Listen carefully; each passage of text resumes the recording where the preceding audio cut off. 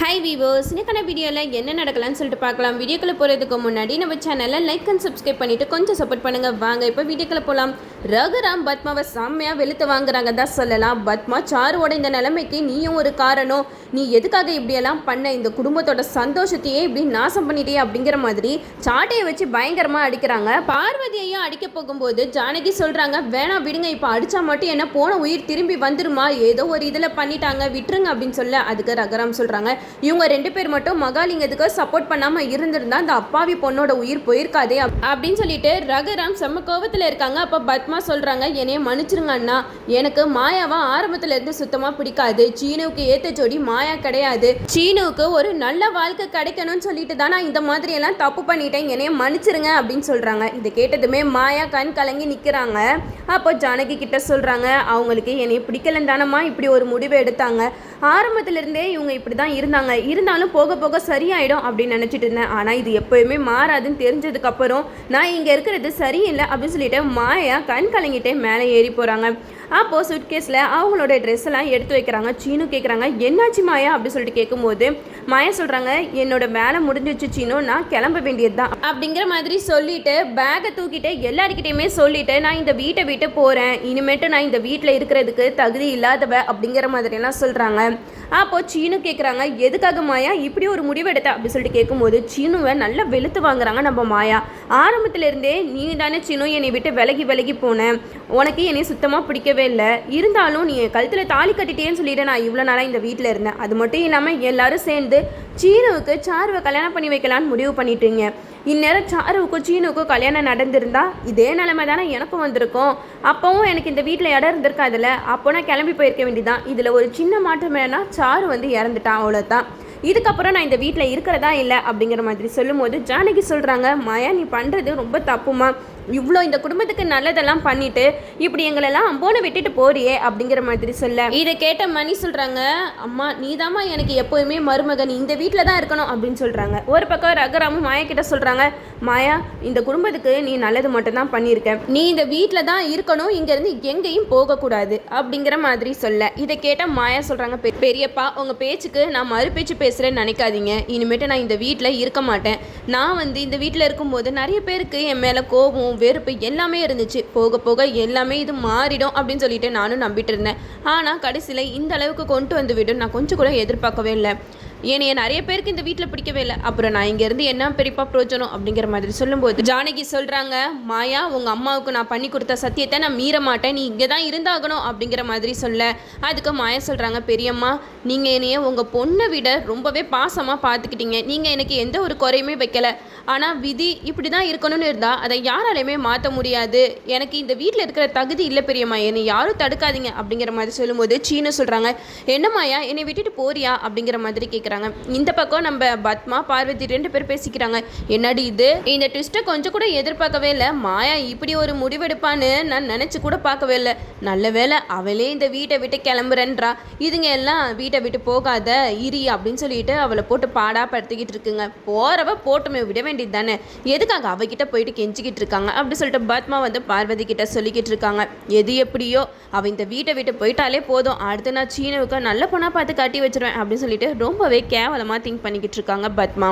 இந்த சைடு ரமணி பாடி சொல்கிறாங்க, என்னம்மா மாயா நீ பண்ணுறது கொஞ்சம் கூட சரியே இல்லை, இந்த குடும்பத்தில் இருக்கிற பிரச்சனையெல்லாம் போக்கிட்டு சந்தோஷத்தை மட்டும் கொடுத்துட்டு இப்போ நீ எங்கே போகிற அப்படின்னு சொல்லிட்டு கேட்கும்போது மாயா சொல்கிறாங்க, நான் எங்கள் அப்பா கிட்டே போகிறேன் அப்படிங்கிற மாதிரி சொல்கிறாங்க. அப்போது மாயா ரகுராமை பார்த்து சொல்கிறாங்க, பெரியப்பா எனக்கு நல்லாவே தெரியும் உங்களுக்கு என் மேலே இன்னும் கோவம் அதிகமாக தான் இருக்குது, என்னால் இனிமேட்டு யாரும் கஷ்டப்பட வேணாம், எல்லாருமே சந்தோஷமாக இருக்கணும்னு தான் நான் ஆசைப்பட்டேன், அது நடந்துருச்சு, அதனால தான் நான் இங்கேருந்து கிளம்புறேன் அப்படின்னு சொல்கிறாங்க. அதுக்கு ரகுராம் சொல்கிறாங்க, ஆமாம் மாயா எனக்கு இன்னும் உன் மேலே கோவம் இருக்குதான், நீ தனம் விஷயத்தில் பண்ணதை நான் என்றைக்குமே மறக்கவும் மாட்டேன் மன்னிக்கவும் மாட்டேன் அப்படின்னு சொல்ல, அதுக்கு மாயா சொல்கிறாங்க, பார்த்தீங்களா நீங்களே உண்மையை ஒத்துக்கிட்டீங்க, இன்னும் தனம் விஷயத்தில் என்னைய மன்னிக்காமல் இருக்கிற நீங்கள் எதுக்காக பெரியப்பா என்னை இந்த வீட்டில் இருக்க சொல்கிறீங்க, இப்படிப்பட்ட வீட்டில் நான் இருக்கணும்னு எந்த அவசியமுமே இல்லை அப்படின்னு சொல்லிட்டு மாயா கிளம்புறாங்க. அப்போ தனம் அழுகுறாங்க, அக்கா நீ என்னை விட்டு போகக்கூடாது, நீ எங்கே போனாலும் நானும் உன் கூட தான் வருவேன், நீ தானே என்னை இந்த வீட்டுக்கே கூட்டிகிட்டு வந்த, இப்போ என்னன்னா நீ மட்டும் என்னை தனியாக விட்டுட்டு போகிற அப்படிங்கிற மாதிரி சொல்லி அழுகுறாங்க.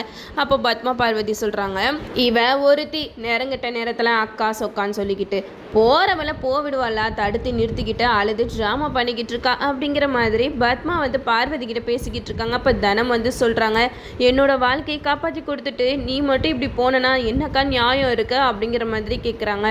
அப்போது ஜானகி கிட்ட தனம் சொல்லி அழுகிறாங்க, மாயாவோட இந்த நிலைமைக்கு காரணம் நான் தானா, ஒரு குடும்பத்தையே பிரிக்கிற அளவுக்கு நான் ஆயிட்டனே அப்படின்னு சொல்லிட்டு தனம் வந்து பயங்கரமாக அழுகிறாங்க. அப்போ மாயா வந்து தனத்தை சமாதானப்படுத்துகிறாங்க. தனம், என்றைக்குமே நீ என்னோட தங்கச்சி, நீ எப்பயுமே எனக்கு நல்லது மட்டும்தான் பண்ணுவ, நான் உன் மேலெல்லாம் எந்த ஒரு கோவத்தோடையும் போல, என்னோட வேலை முடிஞ்சிடுச்சு நான் கிளம்புறேன் அப்படிங்கிற மாதிரி மாயா சொல்லிக்கிட்டு இருக்காங்க. அதுக்கு ரகுராம் சொல்கிறாங்க, யாரும் இந்த வீட்டை விட்டு நகரக்கூடாது, இங்கே தான் மாயா நீ இருக்கணும் அப்படிங்கிற மாதிரி சொல்கிறாங்க. அப்போது மாயா வந்து எதையுமே காதில் வாங்கலை, கிளம்புறாங்க.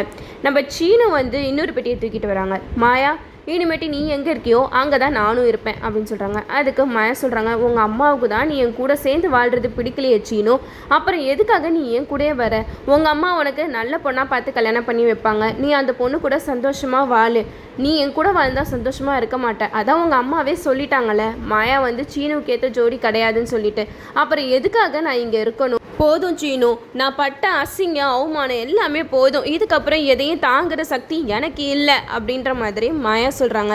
அதுக்கு பத்மா சொல்கிறாங்க சீனுக்கிட்ட, சீனு அவள் தான் போகிறேன்னு சொல்கிறாள், போட்டும் விடு, நீ எதுக்காக இப்படியெல்லாம் பண்ணிக்கிட்டு இருக்க அப்படின்னு சொல்லு. அதுக்கு ரகுராம் வந்து செம்ம கோவப்படுறாங்க. பத்மா, வாங்கின அடி பத்தாதா உனக்கு, அவங்க 2 பேரும் புருஷன் பொண்டாட்டி என்ன வேணாலும் பேசிக்கிட்டு போகிறாங்க, அதுக்கு இடையில நீ எதுக்காக இப்படியெல்லாம் போய் பேசுகிற அப்படின்னு சொல்லிட்டு பத்மாவை செம்மையாக திட்டுறாங்க ரகுராம். அப்போ மணி சொல்கிறாங்க, இங்கே பாரு பத்மா, அண்ணன் இருக்கிற கோவத்துக்கு அடிச்சதோடு விட்டுட்டாரு, இன்னும் நீ உஸ்பேத்திக்கிட்டே இருந்த அவ்வளோதான், உயிர் இருக்காது பார்த்துக்கோ அப்படிங்கிற மாதிரி நம்ம பத்மாவை வந்து மணி செம்மையாக வெளுத்து வாங்கிட்டு இருக்காங்க தான் சொல்லலாம். சிவராமன் வராரு, மாயா நீ இந்த குடும்பத்துக்கு எவ்வளவோ நல்லது பண்ணியிருக்கம்மா, இப்போ திடுதிப்புன்னு இந்த வீட்டை விட்டு போகிறேன்னு சொன்னால் எங்களால் அதை எப்படி ஏற்றுக்க முடியும் அப்படிங்கிற மாதிரி சொல்லும்போது மாயா சொல்கிறாங்க, போதும் சித்தப்பா, என்னால் முடிஞ்ச அளவுக்கு இந்த குடும்பத்துக்கு நான் நல்லது தான் பண்ணியிருக்கேன், யார் மனசையும் கஷ்டப்படுற மாதிரி நான் நடந்திருந்தேன்னா எல்லாருக்கிட்டையும் நான் மன்னிப்பு கேட்டுக்கிறேன் அப்படிங்கிற மாதிரி சொல்கிறாங்க. அப்போ ஜானகி சொல்கிறாங்க, இல்லை மாயா, யார் என்ன சொன்னாலும் சரி, நான் உன்னை இந்த வீட்டை விட்டு போக விட மாட்டேன் அப்படின்னு சொல்லிக்கிட்டு இருக்காங்க. அதுக்கு மாயா சொல்கிறாங்க, இல்லை பெரியம்மா, நான் இந்த வீட்டை விட்டு போகிறேன், சீனுவுக்கு நல்ல பொண்ணாக பார்த்து கல்யாணம் பண்ணி வைங்க அப்படின்னு சொல்கிறாங்க. அதுக்கு ஜானகி சொல்கிறாங்க, சீனு நீ இல்லாமல் இருப்பான்னு நீ நினைக்கிறியா, அவன் தான் பண்ண தப்புக்கெல்லாம் மன்னிப்பு கேட்டுட்டான்ல, இதுக்கு மேலே என்ன மாயா வேணும் அப்படிங்கிற மாதிரி சொல்லும்போது நம்ம ரகுராம் வந்து சொல்கிறாங்க, மாயா இப்போ நீ எடுத்திருக்க முடிவு ரொம்பவே தப்பு, அதனால விளைவுகள் வேற மாதிரி இருக்கும், நீ இந்த வீட்டை விட்டு போகக்கூடாது அப்படின்னு சொல்கிறாங்க. அதுக்கு மாயா வந்து ரகுராம் கிட்ட சொல்கிறாங்க, என்னைய மன்னிச்சிருங்க பெரியப்பா, இனிமேட்டு எனக்கு இந்த வீட்டில் இருக்கிறதுக்கு தகுதியும் இல்லை, நான் இருக்கவும் மாட்டேன், நான் கிளம்புறேன், என்னை யார் என்ன நினைச்சாலும் பரவாயில்ல அப்படின்னு சொல்லிட்டு நம்ம மாயா வந்து கிளம்புறாங்க. மாயா கிளம்புற நேரத்தில் நம்ம ரகுராமுக்கு வந்து நெஞ்சுவலி வந்துடுதா, அப்படியே கீழே விழுந்துடுறாங்க. கீழே விழுந்த ரகுராம எல்லாருமே என்ன சின்னாச்சு சொல்லிட்டு போய் பார்க்குறாங்க. அப்போ மாயா வந்து அழுதுகிட்டே போகிறாங்க. பத்மா வந்து மாயாவை திட்டுறாங்க, எல்லாம் உன்னால தாண்டி, வீட்டை விட்டு போகிறேன் அங்கே போகிறேன்னு சொல்லிட்டு ட்ராமா பண்ணிக்கிட்டு ஓவராக சீன் போட்டுட்டு இருந்தேன், இப்போ பார்த்தியா எங்கள் அண்ணனுக்கு என்ன ஆச்சுன்னு சொல்லிட்டு அப்படின்ட்டு நம்ம பத்மா வந்து மாயாவை திட்டுறாங்க. அப்போ மணி வந்து சொல்கிறாங்க, பத்மா உனக்கு கொஞ்சம் கூட அறிவே இல்லையா, அண்ணன் வந்து மயக்கம் போட்டு விழுந்திருக்காரு, இந்த மாதிரி நேரத்தில் நீ மாயாவை தான் திட்டிகிட்டு இருப்பியா அப்படின்னு சொல்லிட்டு ரகுராமை கூட்டிகிட்டு ஹாஸ்பிட்டலுக்கு போகிறாங்க. எல்லாருமே சேர்ந்து ரகுராம் கூட ஹாஸ்பிட்டலுக்கு போகிறாங்க. ரகுராமுக்கு வந்து அங்கே ட்ரீட்மெண்ட் போய்கிட்டு இருக்கு. மாயா மட்டும் இந்த வீட்டை விட்டு போயிட்டா அதுக்கப்புறம் கதையே இருக்காது, சும்மா காட்டியும் மாயா வந்து வீட்டை விட்டு போகிற மாதிரி சீன் போட்டுக்கிட்டு இருப்பாங்க, ஆனால் போகவே மாட்டாங்க. இது நம்மளுக்கு தெரிஞ்ச விஷயம் தானே, இதுக்கப்புறம் என்ன நடக்குதுன்னு சொல்லிட்டு நம்மளும் வெயிட் பண்ணி பார்ப்போம். ஓகே வீவர்ஸ், இந்த வீடியோ உங்களுக்கு பிடிச்சிருந்தா லைக் பண்ணுங்கள், மறக்காமல் நம்ம சேனலை சப்ஸ்கிரைப் பண்ணிடுங்க.